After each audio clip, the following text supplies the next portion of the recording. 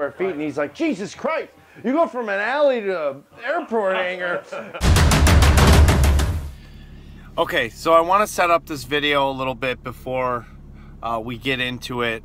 But basically, we were going to release a big walkthrough video today of the show down here in Georgia. But I decided that we caught a very good conversation between me and a good friend of mine, Dewey, who was part of Tiny House Nation back when that show was airing. And I just thought it would be a really good story of where we came from as a company. And Dewey was there from day one. So he's seen the whole thing evolve, and well, I won't spoil it. So here, check it out. How did we meet? We met in a back alleyway in Chicago. We actually did. No. So here's the deal. So the network calls me 2 weeks before they're supposed to come into town to Chicago, right? Yeah. They're like, we got this homeowner, we have this shoot scheduled, we have everybody scheduled to come into town, we have nobody to build the house.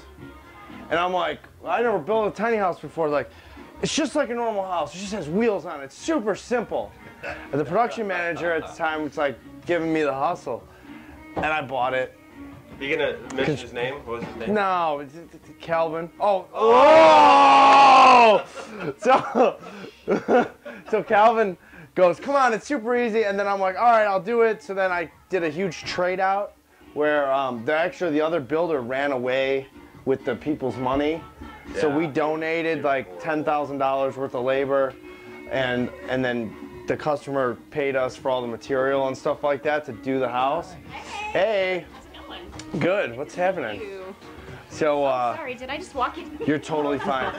No worries. So, he doesn't stop filming himself. No. He's used to it. No. So what ended up happening is we did the house.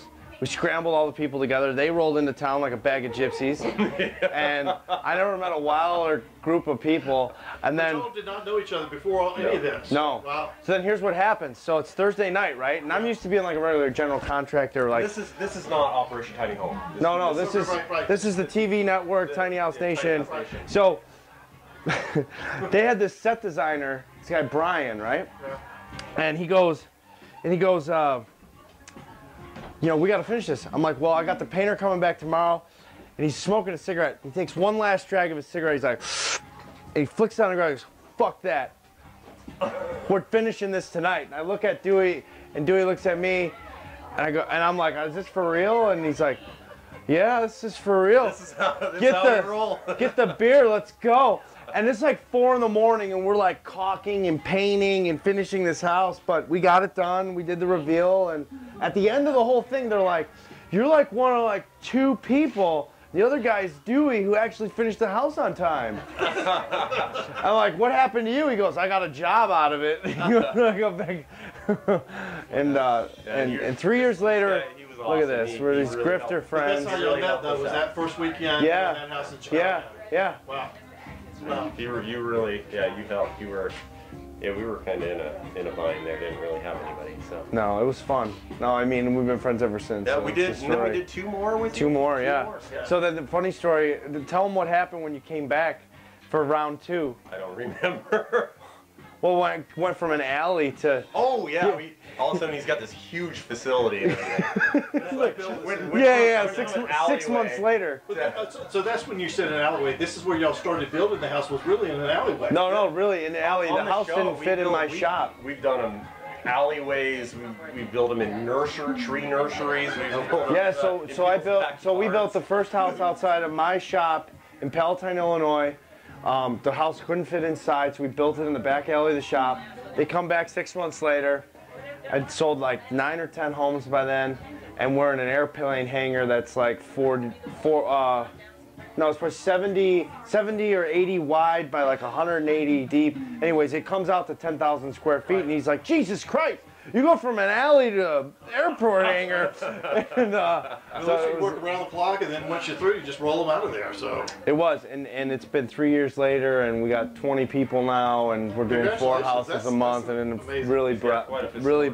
Yeah. It's a good culture of people, we too. were walking around the corner, we saw where this was sticking way up in the sky. We said we got to go check that out. Oh yeah, So, yeah. Now he gets all these people asking him, hey Bob, can you do a hydraulic lift? Zach called me, okay? This is the true story, No, okay? I know. I actually know the story. Okay, so he calls me in August of last year, and he's like, Bob, how you doing? I'm like, I'm good, what's happening? He goes, I want to do a house with hydraulics.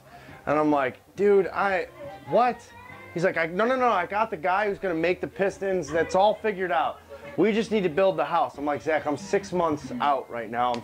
At that time, I was like understaffed by like 6 people. I needed like more people. I had people, you know, frustrated that our houses weren't coming on time. I'm like, I don't have time for this prototype. It's like, that's okay, no offense. We'll figure it out.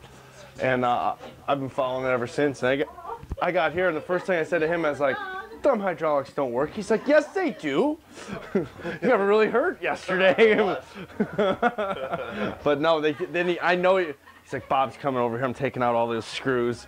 So there's no screws in it now, and it sits up there, and it's cool. It is cool. Yeah, we were just up there. So. Well, God, congratulations. Yeah. I mean, incredible. Yeah. Absolutely. Have you checked out his house?